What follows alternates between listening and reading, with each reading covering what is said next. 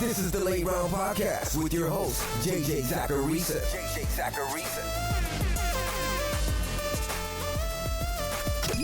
What's up, everyone? It's JJ Zacharisa, the editor-in-chief at FanDuel and at numberfire.com, and this is episode 355 of the Late Round Podcast, one of the many shows that are part of the FanDuel Podcast Network. Thanks for tuning in. The focus of recent Late Round Podcast episodes have been pretty draft and prospect heavy over the last few weeks because, well, that's sort of what's going on in the NFL right now. It's draft season. Hopefully you've been able to get something out of those shows that I've done alone.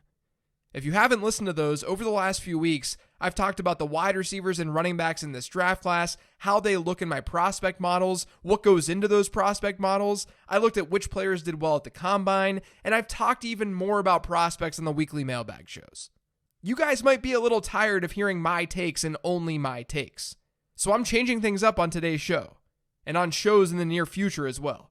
This is a solo podcast, but during the offseason, I try to bring on some interesting guests to talk about random fantasy football topics. We haven't had a guest on the show yet this year, but that's changing today. That's changing right now. This year's wide receiver draft class is being hyped as the best that we've seen in some time, maybe even as good as the famous 2014 draft class. And that's going to affect your fantasy football teams, whether you're a dynasty player or even just a redraft player. So it can't hurt to dig a little bit deeper with how we prospect wide receivers. I've said my piece. I've talked about some of the things that I look for when I'm prospecting the position. But I wanted to provide some more information on the process of prospecting for all of you listeners who are interested, because there seems to be a good number of you who are interested based on my inbox. So to help, I called up Peter Howard, who's a senior writer at dynastyleaguefootball.com. If you're unfamiliar with Peter's work, he's a data guy like I am, and he, similar to me, is just looking to get a little bit better. We just like looking through prospect data in order to be better fantasy players. Peter manages an awesome public prospect database that you can find pinned to his Twitter account, which is @PAHowdy, and he makes interesting YouTube tutorials around that database. I talked to him about why data matters when prospecting wide receivers. We talked a lot about Henry Ruggs. We walked through what he looks at when trying to spot busts, and so much more. You guys are really going to enjoy the conversation. Before getting into that conversation, though, I wanted to send another reminder for you guys to check out OddsFire. Whether you're playing DFS or betting on sports, OddsFire should be a key tool for your research. You can shop for the best lines in each market. You can see which side is getting the most bets and money. OddsFire is the premier odds comparison experience across major bookmakers in the regulated U.S. market. Check out the experience for free now at oddsfire.com. Gambling problem? Call 1-800-GAMBLER. Now sit back, relax, and listen to Peter and me nerd out. All right, so let's kick things off with sort of a higher level question. Why do you think prospecting through data is important at the wide receiver position? I think it's important mainly because it can provide extra context. It's difficult to take in. I really don't know how scouts do it. It's so much to watch and understand at any one time. But with data, you can compare situations and try and equalize them a little bit by appropriate adjusting. This seems to be adjusting season. Everyone wants to adjust a player's yes. A player's context or production based on what they want him to be.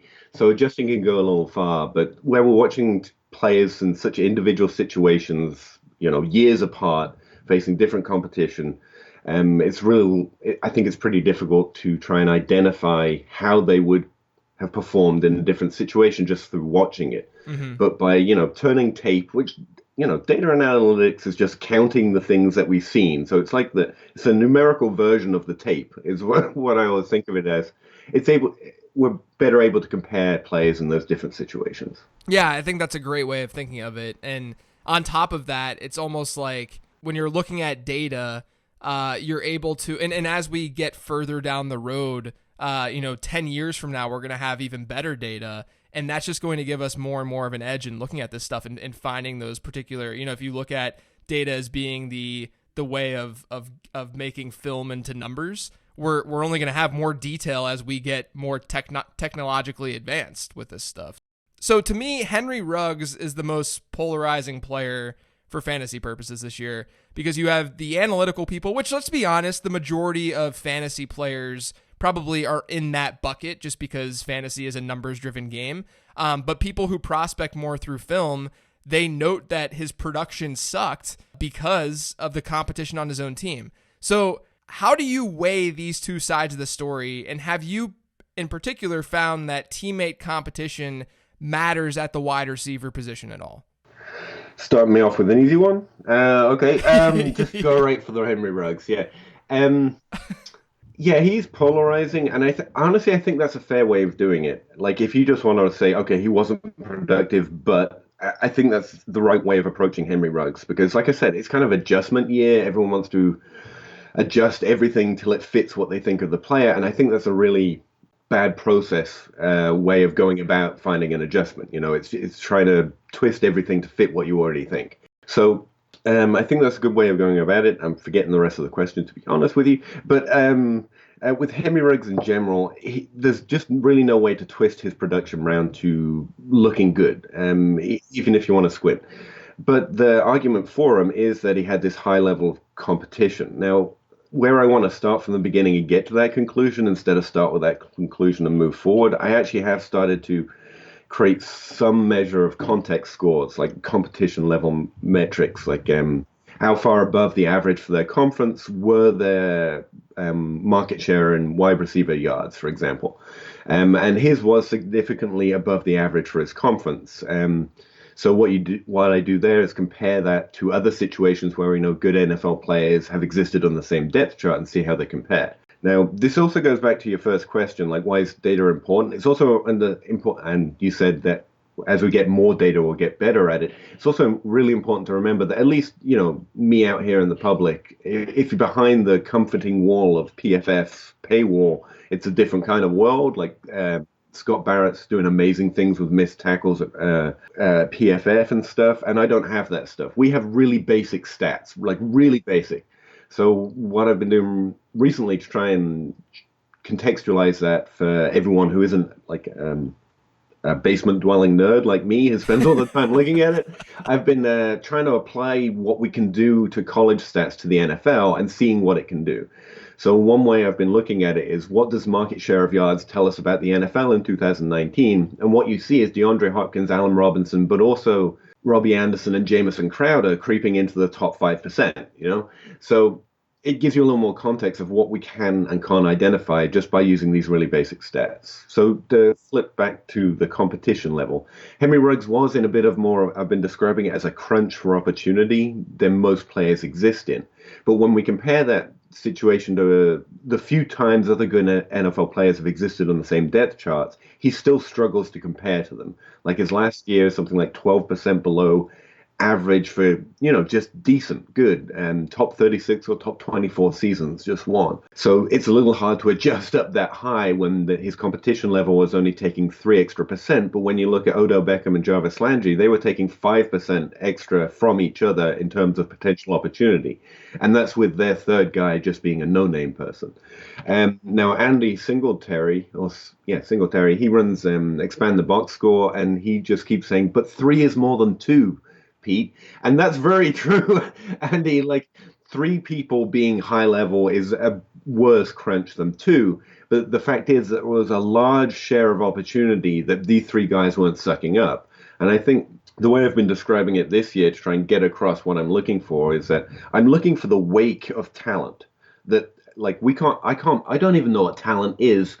I mean, let alone how to look for it, but I can look for if there's space around a player. If everyone else is just, lead, follow, or get out the way in an idiocracy kind of a sense, if everyone else is just getting out the way. And that happens with almost every top 24 wide receiver that's ever been, like, they just sucked it up. And so, Johnny No Knees sitting on the bench, hoping he might be an undrafted free agent in the NFL, just has to watch all of his potential routes disappear because there's no space for him. But if you get an Odell Beckham and a Landry on the field, they both suck it up. And so it's not just Johnny No Knees, it's also tight end 3 and running back 4. Like they accounted for 75% of their final season together in 2013 in college. Like good players on the same team can literally just suck up an entire offense. And so even with 3 people, I think it's a little low if all of these guys are high caliber NFL talents. But there's a lot of smoke around Henry Ruggs. I really wish a film evaluator could say something more than he's fast, because I've had 2 on my little tiny crappy podcast. And both of them, when asked, have just broken it down to, yeah, it's kind of really fast. Like, I wish they had more positive because I want to believe all this first round draft capital is like a lot of smoke. So, and I don't want to miss. I'm in a lot of leagues with a lot of nerds, and if they're all wrong, I want to draft him and like point at them and laugh. So I would say that for his role, for a wide receiver three on a team in his conference, he was like 4% over the average of market share receiving yards, for example. So he was sucking up a lot of opportunity for being the third guy, but he was still the third guy. Yeah, no, that's a really, really good and concise way of saying it for sure. It's a really tough question to answer in general. So I'm sorry about throwing that tough one right away at you. But at this, yeah, I did just kind of keep talking, hopefully until everyone forgot the question. No, it was a really, really good answer. I mean, I totally agree with you. But then on top of that, I think that one angle to look at this is it's really hard to stake a claim and go with it as one of your major points for Henry Ruggs, if you're pro Henry Ruggs, to say that the reason he's good is, or the reason that we can ignore his production is because of the competition that he had on that team, because we're going with so many assumptions when we say that.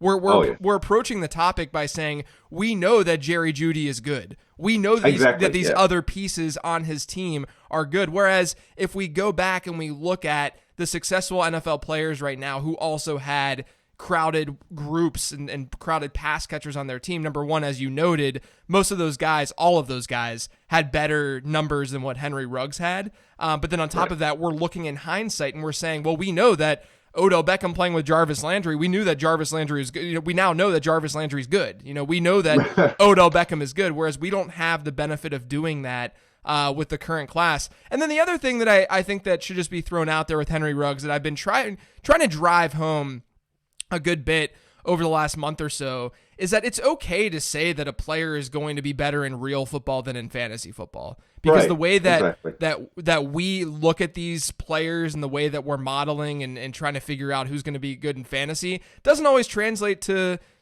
real football. I think that you could honestly make that argument to a degree with a lot of the speedy deep threat type guys like a Deshaun Jackson, like even a Hollywood Brown potentially. Like I think Hollywood Brown is very, very good. And he had a way better, for the record, he had a way better stat score in general than what we're talking about with Henry Ruggs. But the way they produce fantasy points might not really jump out whenever you're working within modeling. And so I think in the end, even though Henry Ruggs might have a first round draft capital, that doesn't necessarily mean that he's a bad football player. It obviously means that someone sees something in him. But on top of that, it doesn't necessarily equate to the fact that he's going to just automatically be great in fantasy, because I think that given what he plays and the type of player that he is, that just might not naturally be the case. Yeah, I'd buy it more if everyone was on the Devontae Smith wide receiver 1 in 2021 train, but they're not. I think it adjusts Jerry Jeudy fairly. Like, he's a little low, but when you can take all of this context into consideration, I think it's fair to adjust Jerry Jeudy up, but no one's adjusting Devontae Smith up. He doesn't compare too badly to Latavius Bryant, but we didn't really get to see his career play out. Right. And we do think that he was a hit, though, so maybe that's a fair way to go about it. And that's the thing. Great NFL talents, or even good NFL talents, rarely end up on the same college team, or at least the ones that prove themselves in the NFL. Yep. And I also really like your point that we're looking for a very specific thing. Like, a fantasy-relevant player is not a good player. Philip Dorsett has had a career to die for. Like, so few people can be that good or that useful to NFL teams at any level. So let's not demean the accomplishments of Philip Dorsett too much. Okay, he's not a fantasy asset, but man, so few people can do what he's done that's really good. Yeah, exactly. So you're creating really interesting stuff over on YouTube, where you dig through your data and you sort of explain that you have your spreadsheet open. You're explaining things to people who might not be as in the weeds as you are, as I am. And recently you did a video on rookie busts from the first round. I know that it's hard to be concise with this kind of thing, but what were some of your findings from that show in particular? We know that draft capital matters, but how can we utilize draft capital while also finding busts in the early rounds of drafts? Hey, thanks, JJ. I didn't know anyone was watching, to be honest, so I appreciate that. Yeah, I'm really enjoying it. Mainly just I really enjoy finding new ways to talk about football, and this seems to be another way of doing it. And watching a guy, I've tried YouTube content before, but watching a guy talk about a spreadsheet is remarkably boring. At least when you're watching people break down tape, you get to watch a little bit of football. We gotta see your beautiful face, Peter.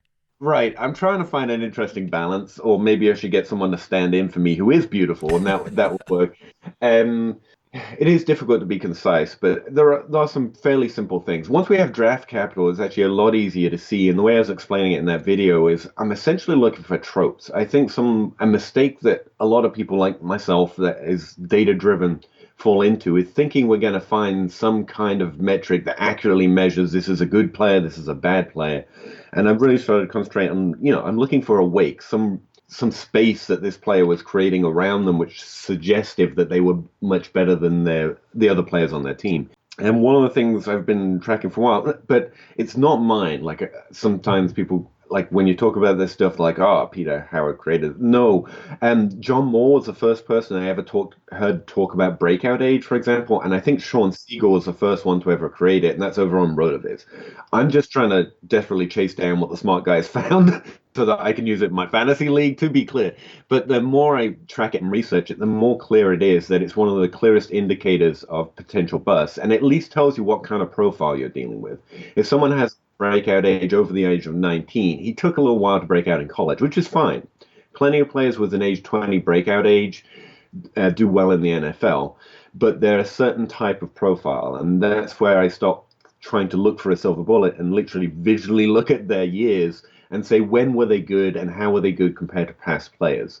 And so players with later breakout ages, if they have massive market share in the last season, that's one way to beat it. Like Brandon Marshall, for example, had like an over 44% dominator or something in his final season, and stuff like that. So later breakout players can obfuscate that risk a little bit, especially if they have some draft capital.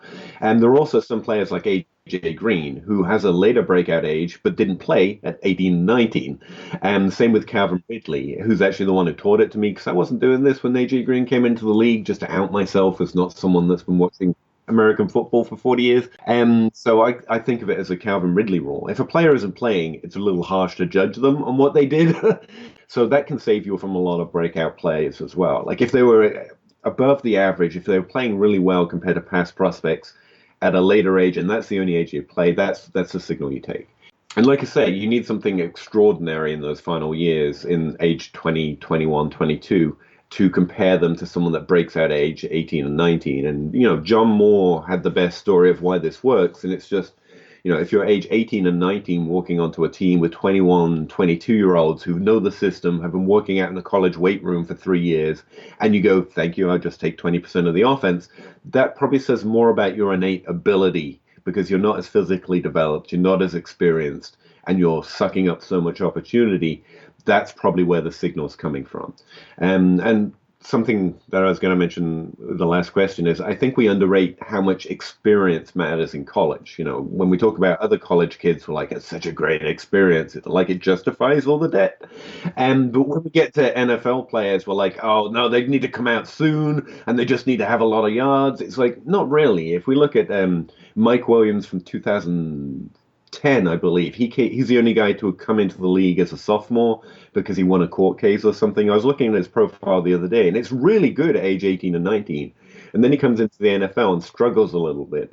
And now that's just one example, but I think we can see that just having experience on a football field, running routes, training with coaches, going in the weight room, the mentality, the work, I think that has some values. So I think we're catching a lot of different signal, essentially, when we look at breakout age, but that wasn't concise at all. But essentially, there are two different risk factors and types of profiles you want to see. Guys that did it early in college and the guys that did it late. Both can work out, but you're looking for different types of things based on that single identifier. Yeah, that's awesome. I mean, in the guys who did it late too, as you said, it sounds like they need to be amazing with how they produce in that final year.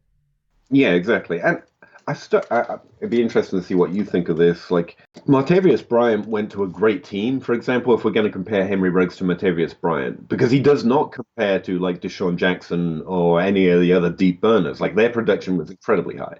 Um, but Martavius Bryant was a little low in that competitive situation.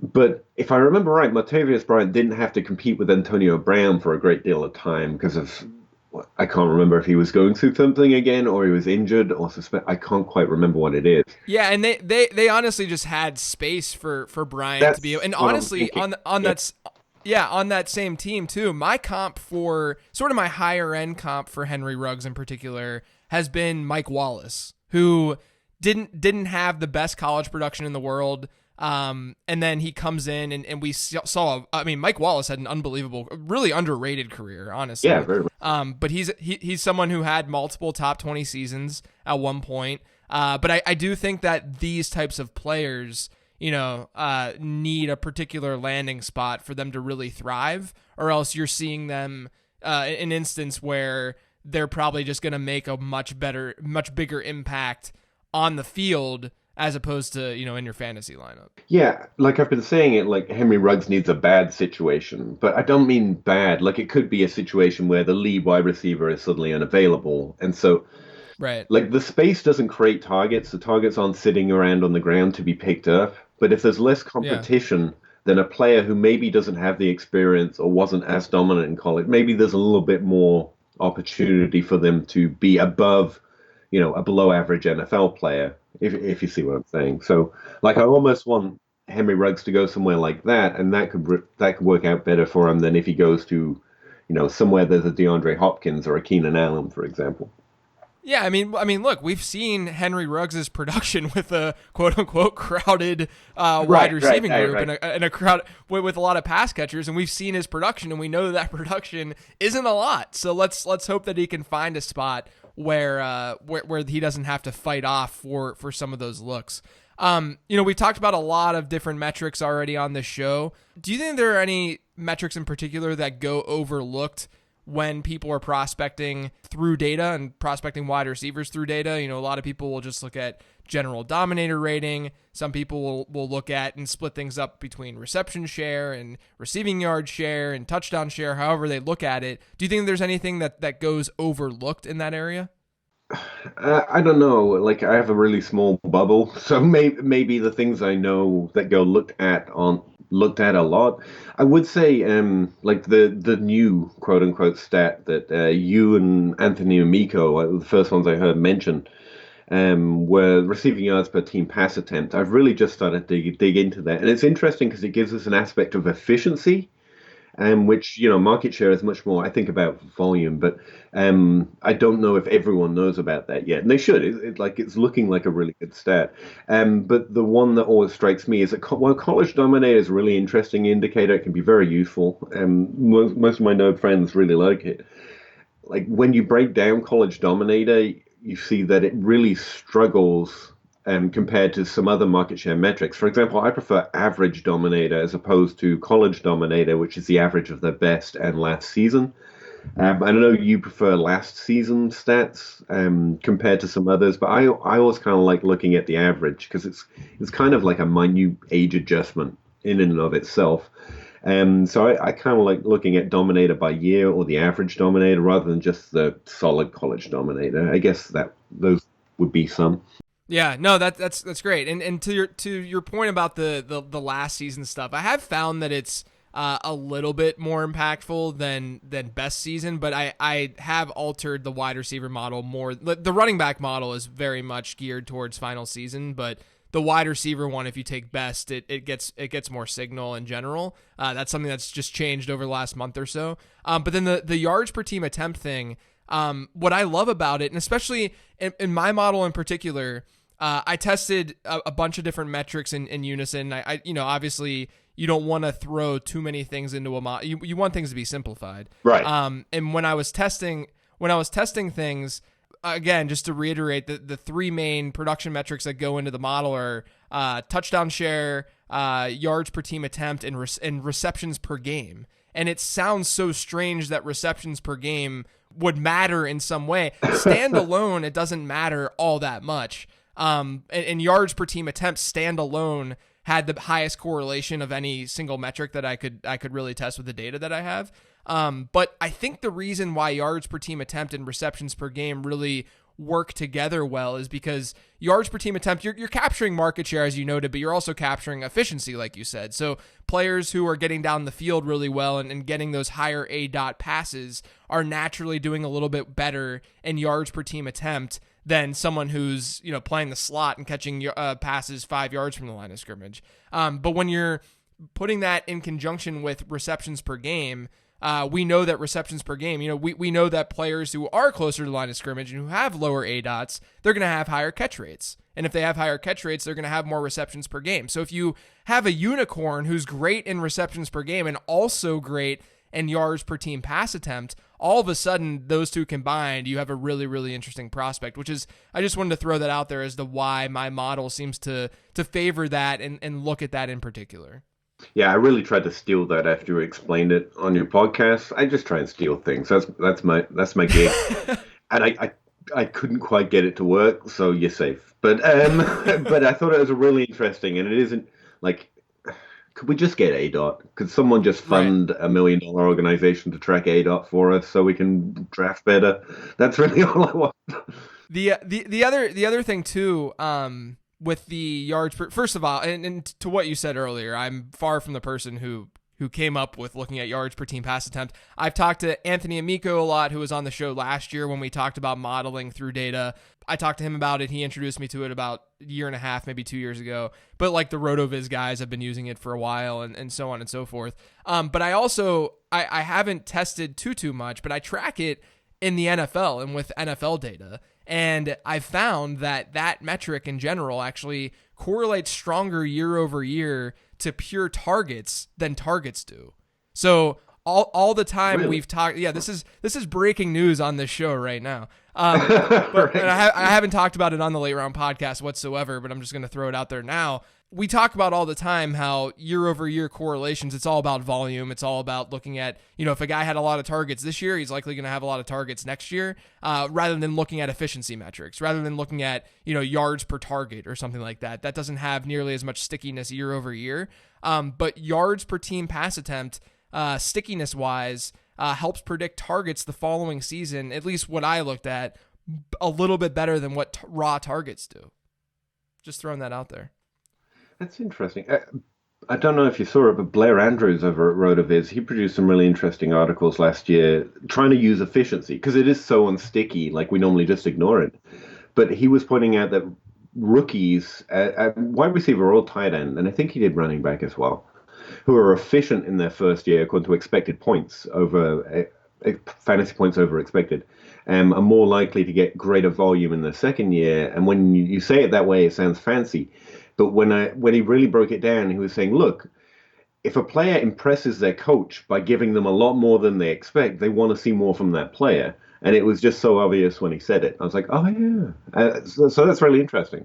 And I think that it makes a lot of sense to focus on the early career guys because we have a lot less information on them, as opposed to saying, this fifth-year guy had a really good efficiency numbers this year, therefore he's going to see more volume next year, while ignoring everything that player did the first 4 years of his career. That doesn't make as much sense. But if we focus on those younger guys, I know that we've derailed the conversation a little bit, but I think it's still interesting.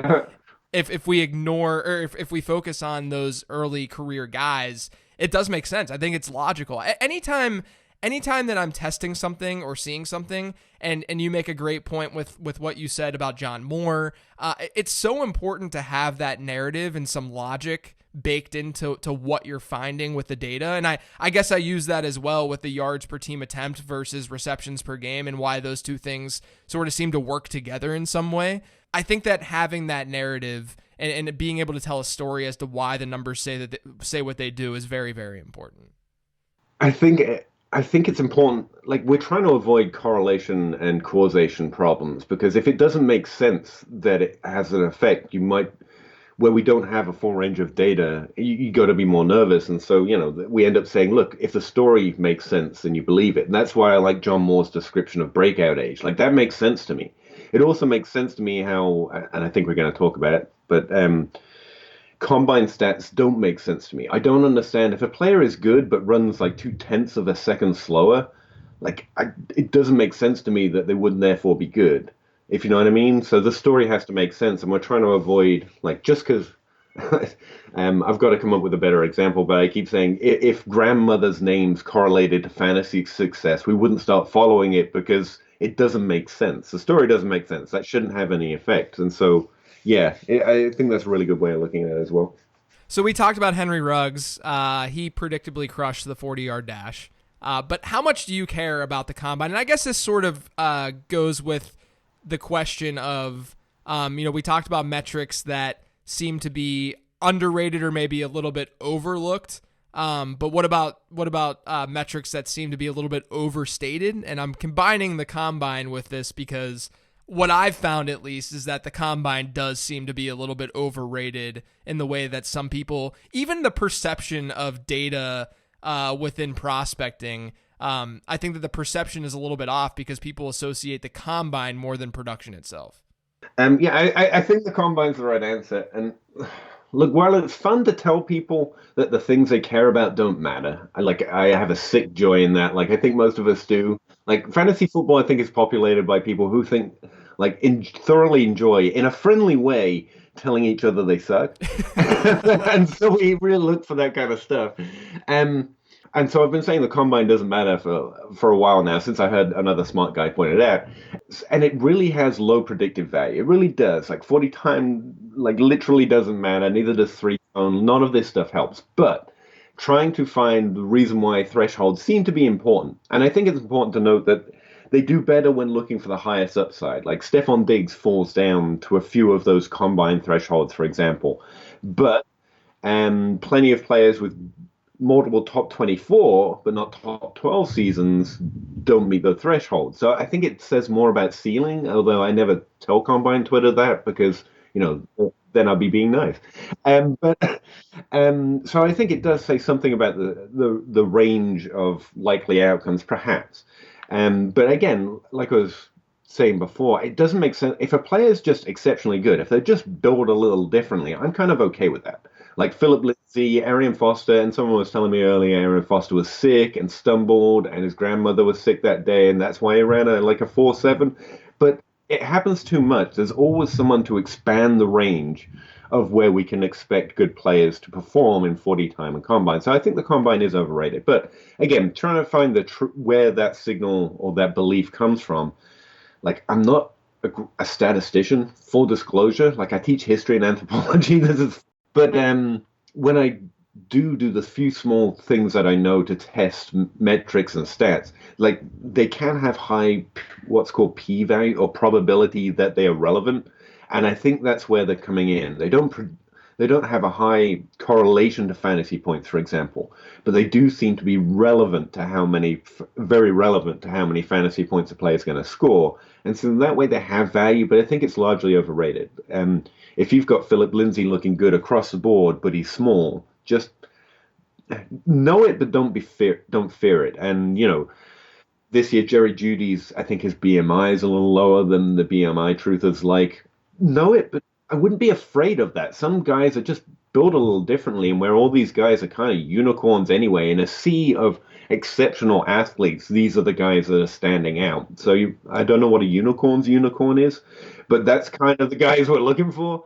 It's okay if they look slightly different. Be aware of it, but I largely think the combine is overrated, yeah. The story that I tell myself in the end is that the combine and the metrics that we get from the combine and the athleticism scores that we get from the combine, they're generally probably, this is more anecdotal, but they're probably embedded in draft capital in some way. I like that cross variance. Draft capital gives us a lot of this stuff, I think.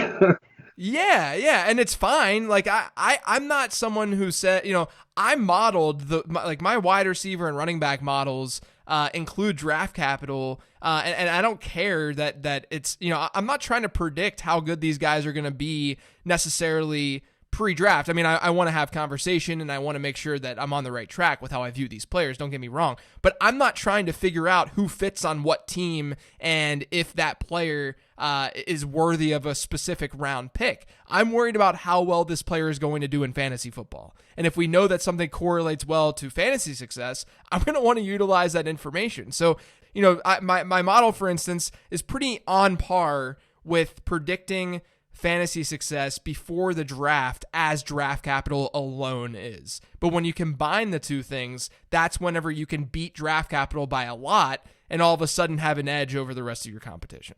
Yeah, I found I don't care either. I just want to win my silly little fantasy league. I'm not trying to be an NFL scout or pretend to be. You're right, right. But at the same time, like draft capital is the single most predictive, but we can beat draft capital because if you work with production enough, it comes out almost as predictive as draft capital by itself. Right, Which means if we combine the two, we've got some kind of unholy merger going on here, and suddenly, we get to point and laugh at our friends when they draft the wrong player. That's the goal. Right. And you can also, again, utilizing draft capital, you can sort of do it in the reverse way, which is similar to what we talked about when trying to spot busts in the early rounds, where you can say this early round wide receiver had this red flag, this red flag, this red flag, and therefore I'm going to avoid that player. And then all of a sudden you have an edge over your competition from that perspective as well. So that to me is why the draft capital piece is so important. And then, to just loop back to what we were talking about before, I do think that in a way, the combine measurables, first off, combine measurables are going to correlate in some way to how productive they were in college. So the production metrics are probably saying this guy is athletic and good, and that's why he produced in this way. And that's why we're really looking at the extremes. We're saying this guy sucked in college, and then he ran a 4.8 40 as a running back. So yeah, he's probably not a very good player. But then this other, anytime we're talking about the combine, it's usually the players like a Henry Ruggs or the Chase Claypools, the guys who we didn't know where we stood from a production standpoint with these guys, and then they had a really good combine, and then there's some dissonance. But those players are few and far between realistically. Like I'm almost more worried about those guys. Same. Don't get me wrong, and the Tyreek Hill is a great example. We know nothing about him from college. He just didn't play enough, and I think maybe that's the underrated stat from metrics. Like if a player's Julian Edelman, Wes Welker, who actually played running back, and Julian Edelman played quarterback, Tyreek Hill was barely on the field. Like what's underrated is we can say not that they're bad, but we don't know. We have no idea. But they don't have that experience, and that's what I ended up with Tyreek Hill. I said he's going to take a while to learn. It just didn't matter, apparently. But with Claypool and Donovan Peoples-Jones, I actually start thinking about, Cordero Patterson. It's like this guy is an amazing physical specimen in a poor situation, a lower competition, and he wasn't able to impress that much. Claypool had a really good solid last year, if you want to go for those tropes again, like Brandon Marsh, fantastic last year. But Donovan Peoples-Jones had his better season at 19, which is good, but it wasn't spectacular. And this guy is a physical marvel. It almost makes me more worried. Sorry. Yeah, absolutely. All right, before I let you go, Peter, let's talk about one sleeper wide receiver who you think that people should be paying more attention to. I wanted to go a little weird on this one. Like, I think everyone knows about everyone so much these days. Like everyone knows about the potential, probably, even though he didn't perform at the combine, of KJ Hamler. I really like Antonio Gordon Gandy. I'm just going to say the name so I'm on the record. Denzel Mims, T. Higgins. I don't think they classify as sleepers. So I've been looking a little deeper, and I just added a bunch of players that were at the combine. Most of them were at the combine, but I didn't have in my data set yet because no one had ever mentioned them, basically. And some names did stick out, like Lim Bowden. Like he played quarterback for a long time. That's weird. So I'm interested in that guy. But the name that I just got to mention a bunch here, Tristan Jackson. He only had 1 year, so my model just gives him a 0 because it can't average anything. But that 1 year was actually pretty good for the age he played. But the player that stood out to me, and I actually have Dynasty Berry 63, I think, is a guy who asked me to add these guys, and. Isaiah Hodgins, he's the guy that he was really interested in. Yeah. He has some really interesting numbers, and he didn't come from a terrible school. And I honestly don't think I've heard, I mean, you apparently know who he is, so that spoils the fun a little bit. Like, I had no idea who that guy was. And that's always, like, fun and also scary. Like maybe he's just bad, that's why. But his production's really good. Has an age 19 breakout season, 40% dominator in his last year, 29 at age 19. Like I want to know more about him. He's playing in the Pac-12, and something I know about the Pac-12 is weirdly, someone who actually knows college football might be able to explain this to me, but Pac-12 wide receivers tend to average lower market share. And this guy is comparing to players from the Independence Conference like Antonio Gordon Gandy in terms of how far above they were in the average. And the Independence averages more market share per wide receiver. So, like, I'm really interested in Hodgins right now. I love that answer. He was someone my model definitely thought was good entering the combine, so I hope that we at least see decent draft capital for Hodgins next month. But Peter, man, awesome stuff today. I really appreciate you hopping on. Just as a reminder for any of you not following Peter and his work, you can find him on Twitter at PAHowdy. He's a great follow. And speaking of things to do, make sure you're subscribed to this show, the Late Round Podcast, which you can find anywhere podcasts can be found. And I'm also on Twitter if you'd like to follow me on there, at Late Round QB. Thanks, everyone. I'll be back with you on Friday with the weekly mailbag show.